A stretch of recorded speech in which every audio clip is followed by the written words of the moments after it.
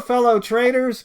'Tis I, the Rumpled One, coming to you live on Thursday, March the 19th. The year's 2020. Let's talk trading. Walmal method, day 16. And I've got Walmal on the line. Hey guys, how you doing? Today's been another good, fun, exciting day. Lots of movement in the market again. Lots of chances and opportunities for us all.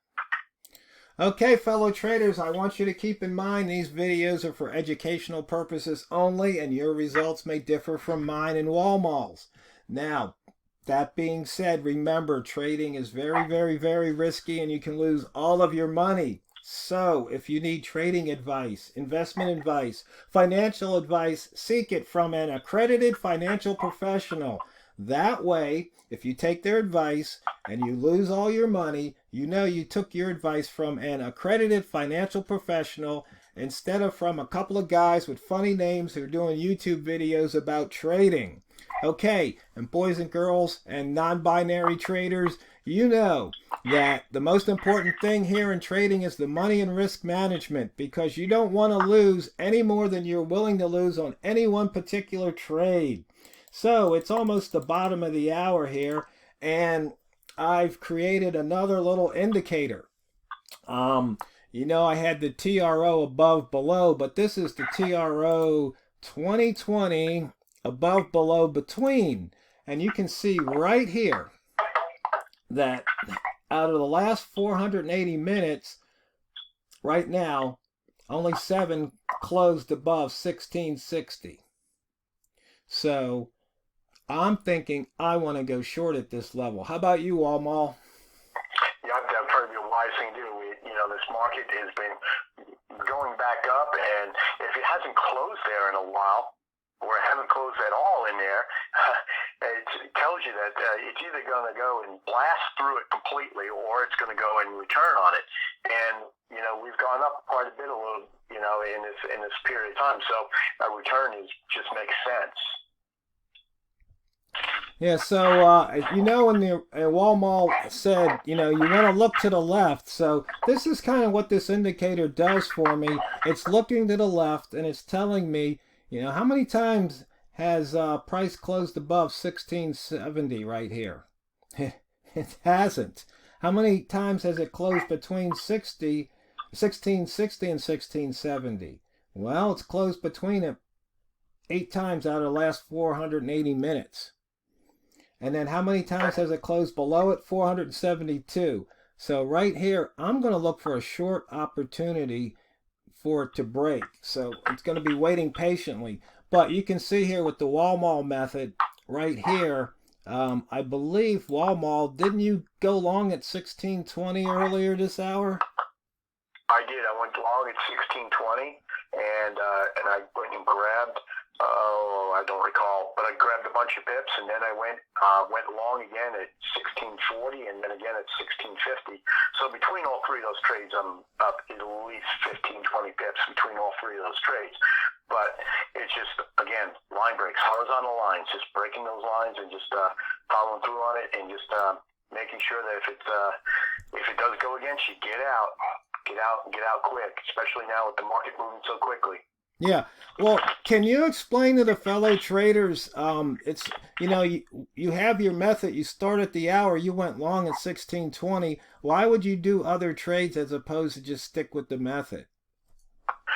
Well, to be honest with you, I don't like to go with other trades because I want to go and keep focused. That's me. I like to be focused. However, at times, if I see something from another method that's out there that I am able to go and do and be profitable with, then there's nothing wrong with that. It's but the big thing is that what we need to do is we need to go, and I think I said this to you earlier, we need to go and look at the markets, see what the markets are doing, trade what we see, and sometimes that means we're trading the same method, but maybe we're just, as the Marines go and say, adapt and overcome, because we need to go and sometimes adjust. Somehow. Okay. Okay. Go ahead, continue. Okay, the method is tried and true. We know that works, but what we may need to do is just look at it and say, because the market is moving so quickly right now in both directions, hey, maybe what we need to do is get out quicker than we normally would. So, for instance, when I first started trading this way, I was always looking to try to grab 10 pips on every trade. And it would take me 15, 20, 30, 40 minutes for it to go and move that 10 pips. But it was very, very methodical in its direction on the pound. Now, I can go and move 3, 5 pips, and the next bar can go and flip on me. Well, guess what I'm doing now? I'm adapting to that market, which means that instead of looking to get to 10, I'm looking to get out to 3 to 5. And if it happens to go and continue to going in my direction, yeah, I'll stick for the 10. But I'm looking to get out at the 3 to 5. Take what you can. Get your money off the table. Yeah, I agree, definitely. So I'm still looking, I'm thinking for a 60 short possibly, but as you can see, oh, there it was right there. Before I could say it, it just spiked. Oh, look at that. Bam. Well, you know, that was one of those things where it hadn't closed, you know, above that 70, and it only was between the 60. Actually, it's only been above 66. Let's see, we've got, 11 bars above 1660. That's one of those times when, you know, looking back, what could have done was could have already put that short trade on, thinking, you know, believing that, hey, there's a good possibility it's going to go down. Now, of course, it could have spiked to the upside just as quickly. I mean, that was a 10, 20, almost a 30 pip spike there. Yeah, that was on my chart. It's 33 pips from from the open down to the bottom of that spike. Yeah. You know, that could have been, but if we also notice how quickly that moved, as soon as they hit that 33 pips, I mean, it just immediately turned on you. So I think sometimes a lesson learned on something like that, go and set yourself up where you've got some take profits in there to take some off the table, but do them as orders. That way you can get out as quickly, get out because there's a market order out there to get you out. So that way you preserve as much capital as possible. Right. And the other thing is, now that was a big bar, so I'm looking for price to return. What was that bar? Where did that bar? It's at the 1531 line on my server. Right. So, and it's okay. Ask is back to the open. Bid's back to the open. Okay. So now we're forming a big green candle here. Yep. And now we're right back to the open of it.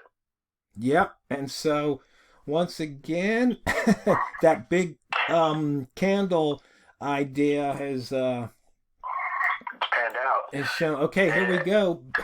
Above this level, nothing. So I'm looking for a short again.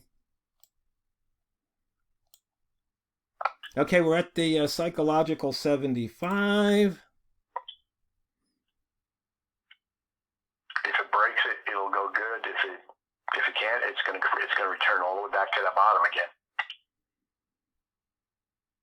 Okay, so now nothing much is happening, so I'm thinking it might want to take a short at the 70. Get some confidence that it's going to go. It could break either way because it seems like they're just stacking up. Okay, here we go. We're going to the north. Yep. So they were. It's going to hit that 80 line, and then it's going to have some problems because you had that spike earlier. So I'm going to scrunch the chart, so you can see here we're in new territory right now. At least for the last 8 hours. See, there we go. It wants 17.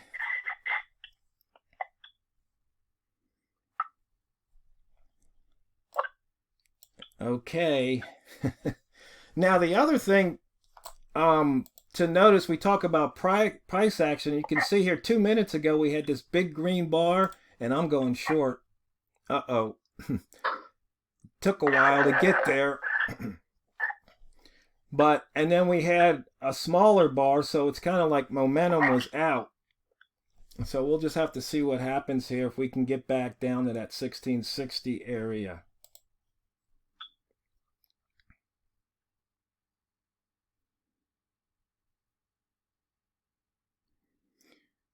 And I'm going to pause the video, boys and girls, and manage this trade because I wasn't really playing. Okay, boys and girls, I went and already exited. I took about 10 pips off of that trade. But let's see if it can get down here all the way to the open. Remember, this is we're scalping. We're not in this for swinging or anything like that. So whenever there's any hesitation, I just take my pips off the table. I just bought myself another Big Mac mealer because this is demonstration, so I'm just trading one mini lot. I didn't want, before I did that one time, you saw I had 5 lots, but I didn't want to do that. So anyway, Walmal, did you get some of that? Yeah, I went short on the at the 80 line, and I got out at 68. Nice trading, nice trading. Yeah. Now, there's some people that were asking, they're having difficulties, and we talked about this, I think, in a couple conversations ago. What advice do you have for the people working with this method? There was that one guy on Facebook that said he's just getting cut up. Yeah, and that's, that there is a danger with this, and it comes down to your trade management. Are you getting out when things are going against you? Are you getting out and getting out when you need to get out? Or are you holding all the way down to your stop loss? If you hold on to your stop loss, you're going to get beat up on this. This is scalping. This is not swing trading. So, yeah, the stop loss is there because that's your fail safe. Just in case everything else goes against you, there's a market order sitting there to go and keep you safe. But at the same time, it's a whole lot easier to go and make up 3 or 5 pips than it is to go and make up 10 pips or 15 pips. The example of that is this morning, my first trade of the day. What happened was I had my stop loss in for 10, but I took a loss. I took a loss of 7.7 pips, and part of the reason why it took that big of a loss was because in the current market, what happened was that I saw it turned against me. I was -3. I went and closed my trade, but the broker didn't get me out until -7. And so that's going to happen. So then I had to go and make that up. And, a couple of trades later, I was, back up on top. You have to go and believe the statistics. That's the first thing. Second thing is you can't go and look away. You got to be paying attention. You need to have your full concentration on what you're doing. You can't have, in my case, you can't go and have grandkids running in and out of the room. You can't have the TV going in the background. I can't be looking at web pages. I got to be looking at the market and paying attention to what the market's doing. Because, as Tiro says all the time, you got to go and trade what you see. And as I'm not looking at it, I can't see what the market's doing. So I think that's the biggest thing that I can go and give you in terms of advice. Pay attention, and keep your eyes glued to the table. Yeah, and like you said, trust the statistics. I mean, on that one, on the open trade that we had, where it was between the 20, I mean, we have a 77 pip range this hour. And Walmal, you see price just hit right to the open of that big bar again, Yep. But, I didn't want to hold because I took, where did I go short? I don't even remember. And here it's dropping even further. I didn't want to hold on because, it came down to the 60 line and bounced all the way back to the 70. And it's like, so when it got near that 60 line and I think I was up 10 pips or whatever, it was like, you know what? I am out because I am not trying to trade, the whole move. I want to scalp because you saw how fast that one spike happened. I mean, that was a 30 pip spike. I don't want a 30 pip spike to go against me. So that's why I exited. When you were in profit, whose money is that? That's my money. Okay. Yeah. So take your money and get it off the table. Yeah. So, okay, fellow traders, that time is up here. So just remember, it's not what you trade, it's how you trade it. So go out there and drain the banks.